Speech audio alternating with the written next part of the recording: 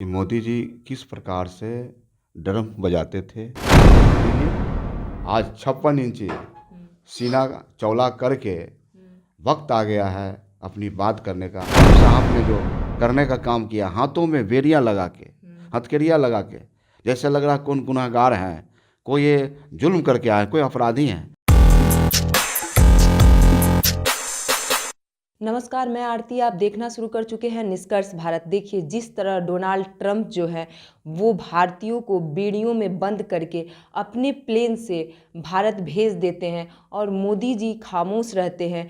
Plane भी नहीं भेज पाए प्रधानमंत्री नरेंद्र मोदी उस अप्रवासी भारतीयों को लाने के लिए। इस पे हमारे साथ मौजूद है रणविजय साहू जी, राजद के विधायक हैं। इनसे जानने की कोशिश करेंगे कि ये क्या कुछ इस मामले में अपनी राय व्यक्त करते हैं। सर, आप अब क्या कुछ मामले में अपनी राय व्यक्त करते हैं? देखिए, सही वक्त आ गया है माननीय मोदी जी को 56 इंची सीना का इस्तेमाल करने का। आप देश दुनिया जानती है कि मोदी जी किस प्रकार से ड्रम बजाते थे और ट्रंप जी के कितने करीबी दोस्त हैं दुनिया जानता था। कई देश की चर्चाएं हुई, सभी देश ने प्लेन भेजने का काम किया। मोदी जी आखिर किस अवस्था में थे? हमारे इंडियन जो लोग हैं उनके साथ अंग्रेज़ों जैसा हुकूमत वाला व्यवहार किया गया है। तो देश की जनता पूछना चाहती है देश के प्रधानमंत्री से, आदरणीय मोदी जी से, कि मोदी जी आज 56 इंची सीना चौड़ा करके वक्त आ गया है अपनी बात करने का। आखिर खामोश क्यों हैं? वो कुछ बोल क्यों नहीं पा रहे हैं माननीय प्रधानमंत्री जी? प्रधानमंत्री जी को बोलनी चाहिए कि आज जो हालात है, आज पूरा देश का लोग शर्मसार है। हिंदुस्तान 140 करोड़ जनता शर्मसार है कि हमारे जो इंडियन साथी थे, जो वहाँ काम करते थे, और ट्रंप जी ने जो चुनावी स्टंट, चुनाव में जो घोषणा किया था, जो वादा किया था वहाँ के लोगों के साथ, और जिस प्रकार की घटना घट रही है, तो इस पर भारत सरकार को, हिंदुस्तान को एक्शन लेने की आवश्यकता है और कड़ी एक्शन लेने की बात है। और हिंदुस्तान तो ऐसा देश है जहाँ सबों की बात करती है, अलग भाषाएं हैं, अलग संस्कृति हैं, लेकिन उसमें एक एकता है। तो देश पूछता है मोदी जी से कि मोदी जी 56 इंची सीना का चौड़ा करने का वक्त आ गया है।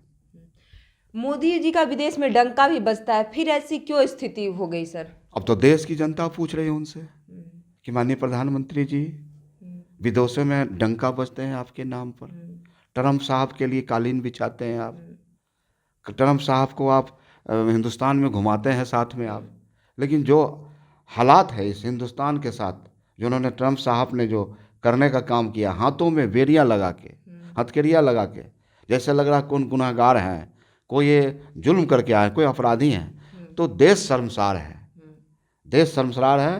प्रधानमंत्री जी, अब तो मुंह खोलिए, देश की जनता को बताना चाहिए। आप एक सवाल मैं आप लेना चाहूँगी सर आपसे यहाँ पे। मिशन गंगा के तहत पिछली बार जो भी कुछ हुआ उससे विदेशों से लाया गया था, खुद अपनी प्लेन भी भेजा गया था, लेकिन इस बार ऐसा कोई मिशन बीजेपी और प्रधानमंत्री के द्वारा क्यों नहीं तय किया गया कि उन्हें ले आया जाए, जबकि पता तो पहले से होगा ही?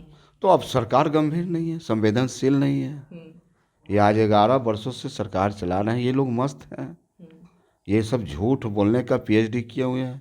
इन्होंने कहा था 6 दिन लाएंगे, पेट्रोल डीजल के कम दाम करेंगे, 2 करोड़ नौजवानों को रोजगार देंगे, गरीबों के आय दोगुना कर देंगे, किसानों की आय दोगुना कर देंगे। तो तमाम जो ऐसी बातें हैं, तो देश की जनता तो पूछना चाहती है। और निश्चित तौर पे बिहार में चुनाव भी है 2025 में। बिहार में जिस प्रकार से मुद्दे की बात हो रही है, माननीय नेता प्रतिपक्ष जिस प्रकार से बिहार को मुद्दे में ला रहे हैं, रोजगार की बात कर रहे हैं, पलायन रोकने की बात कर रहे हैं, और किसानों की आय की बात कर रहे हैं, गरीबों की दवा की बात कर रहे हैं, किसानों की पानी की बात कर रहे हैं। तो ये जो मुद्दे हैं, इस बार बिहार में मुद्दों की लड़ाई होगी। एक तरफ सच होगा, दूसरी ओर झूठ होगा। सच की जीत होगी, झूठ हारेगा।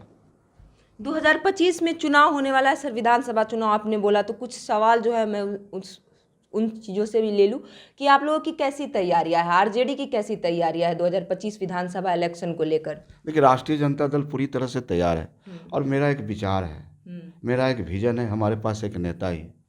हम विचारों से समझौता कभी नहीं करते और हमें भरोसा है कि जिस प्रकार से बिहार में माननीय नेता प्रतिपक्ष तेजस्वी प्रसाद यादव ने मुख्यमंत्री उप मुख्यमंत्री रहते हुए 17 महीने में जो बिहार के लिए काम किया, तो आज बिहार के नौजवानों के दिलों में बसते हैं। नौकरी man of India Tejashwi Prasad Yadav कहलाते हैं। ये नौजवानों ने उपाधि देने का काम किया, तो ये एक बड़ी लकीर है और हम चुनाव युवा नौजवान किसान मजदूर के बदौलत ही बिहार में जीतेंगे। देखिए, हमारे साथ आरजेडी के विधायक थे, इनसे हमने इंटरनेशनल मुद्दे को लेकर भी सवाल किया और ये भी कि 2025 में विधानसभा चुनाव है, इसमें क्या कुछ तैयारियां हैं। तो उन्होंने कहा कि माननीय तेजस्वी प्रसाद यादव के नेतृत्व में 2025 में आरजेडी चुनाव लड़ने वाली है। तो अब देखना है कि आगे इन सब खबरों में 2025 ये जो चुनाव होने वाले हैं इसमें आरजेडी किस रूप से आती है और क्या क्या करती है पार्टी, हमारी नज़र बनी रहेगी। तमाम ऐसे ही खबरों के लिए आप बने रहिए निष्कर्ष भारत के साथ। धन्यवाद।